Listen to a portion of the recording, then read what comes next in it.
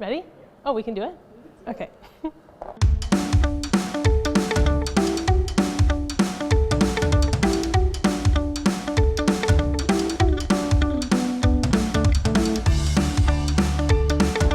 Hey guys, welcome to Real Simple Cooking School. I'm your teacher, Dawn, and today we're going to talk about ragu. Ragu, bolognese, call it whatever you want. We're going to make a delicious, what is typically long cooking meat sauce in like a couple of hours. We're going to start with a little bit of butter. This is a stick, which might seem like a lot, but we're going to make a lot of sauce. That's one of the great things about this recipe is it makes enough for now and later. You just want to melt the butter, get it going. Typically, a bolognese is finished with heavy cream. So using the butter kind of adds that richness at the beginning instead of the end. So while it might seem like a lot, we're actually cutting a few corners here.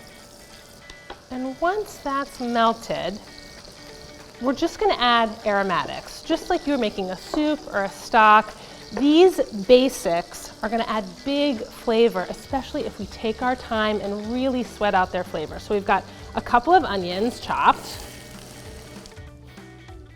We've got some chopped carrots and like a lot of garlic. This is sliced. If you have a garlic press, I'm totally fine with that. Just be careful when you add it, if you chop it or press it, because it's gonna cook a lot faster than if you sliced it. But I'm just gonna give this a nice stir, make sure everything's coated in the fat. Get the garlic in.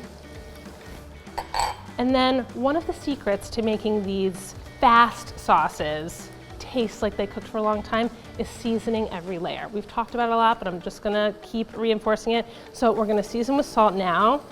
Remember, we're making a big batch, so don't panic when you see how much salt. And that's just your regular kosher salt. And we're just gonna let these saute and sweat and get really soft and tender before we add our next ingredient. So my vegetables have been cooking for like 6 to 8 minutes. Also, I did season with plenty of salt, but I forgot the pepper, so let's do that as well. So salt and pepper at every stage is really gonna add great long cooked flavor to this quick cooking sauce.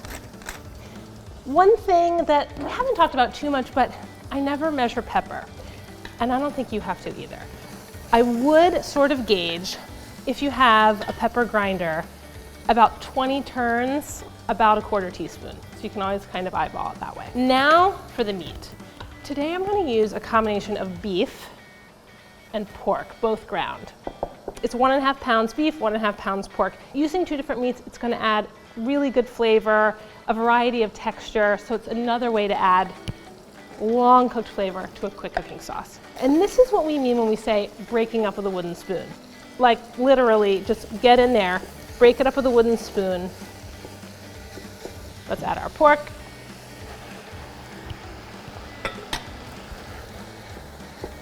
Sorry vegetarians, there's no real substitute for this one. But if you were interested in making like a vegetarian pasta sauce with big long cooked flavor, mushrooms are a great thing to add. A Parmesan rind would be another good thing to add to like your basic tomato sauce to give it big flavor. But today, it's about the meat. So I'm just gonna let this cook, breaking up as we go until all the meat is opaque. We don't need to worry about getting a ton of color on it because we're gonna add tomatoes soon, but I do want it mostly cooked through before we move on. A little bit of pink left on the meat, so like another minute or so, and then we can add the wine. You might be wondering why wine in this like really robust meat sauce? Well, because right now we have all these really kind of meaty base note flavors. We've got the onions, we've got the garlic, we've got the pork and the beef. The wine's gonna add both acid and a little bit of sweetness, which is going to help cut through that richness. Meat's looking good, I'm gonna go ahead and add it. At this point, you wanna bring it to a boil. Lots of recipes will ask you to bring to a boil, reduce heat to simmer. When we say that, go ahead and crank the heat to high. No need to wait while you're on medium low or even medium high for things to come back up to heat. Go ahead and crank the heat, bring it to a boil, and get on with your life. All we're looking for here is for the wine to reduce slightly. That's gonna burn off any of the alcohol. Let's go ahead and add the rest of the stuff. We have one 28-ounce can of tomato puree. and 1 28-ounce can of whole peeled tomatoes. You can dump these in and then come back at them with the spoon and break them up. Sometimes I like to break them up with my hands first. Just be careful because it can get messy. So up to you. If you've got kids that want to help, this is a fun thing for them to do. But if you just want to wait and do it in the pot, that's okay too. This is another great time to season. And some more pepper. And then we've got a little bit of crushed red pepper flake. Now I like a spicy sauce, so I'm gonna do maybe a little more than a half teaspoon, but again, you've got options. It's like 2 pinches of that. I will wipe my hands right now so I don't touch my eye with a chili flake on my hands. We've got our bay leaves, 1, 2, and give it all a stir to evenly incorporate it. I am just gonna come back and break up those tomatoes. Another thing you can do with canned tomatoes is grab a pair of scissors. You can even just like snip them up inside the can. I can still like identify all of the parts in the pot. I see tomatoes, I see meat, I see the carrots, but after an hour, 2 hours, this is just gonna look like one delicious pot of beautiful Bolognese. So we're gonna bring this up, we're gonna cover it, and we're just gonna let it simmer for like an hour, hour and a half. The longer you can let it go, the better. Okay, my sauce has been simmering for a couple of hours. It smells amazing. Let's take a look. Oh my gosh. See how everything sort of came together in this beautiful way?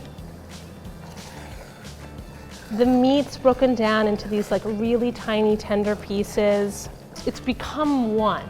I can no longer identify the different parts, and it's just this like luscious, delicious sauce. So this is about 2 quarts or 8 cups. This is more than I need for tonight's dinner, so I'm actually gonna ladle about half of it off, and we'll save that for later. The sauce will keep for about 5 days in the fridge, or like 3 months in the freezer. Let the sauce cool a little bit before you transfer it to the fridge or freezer.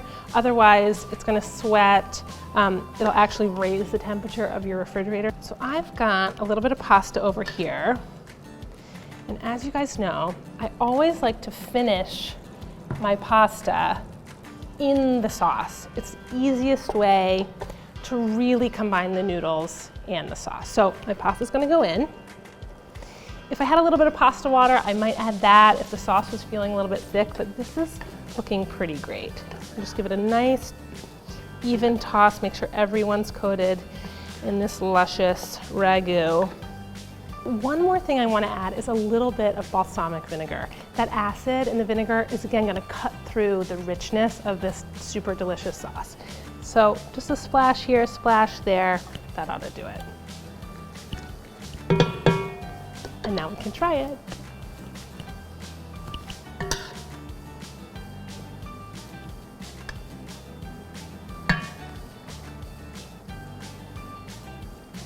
Feel free to stir some basil into the sauce for a little bit of added freshness. I'm gonna top mine with a little bit of fresh basil also, and of course, some beautiful Parmesan cheese. Pecorino also works if that's what you've got. All right, I'm gonna dig into this, but guys, stick around for the next episode. We're gonna use the rest of this beautiful Bolognese to make a super easy, delicious lasagna. I'll see you next time.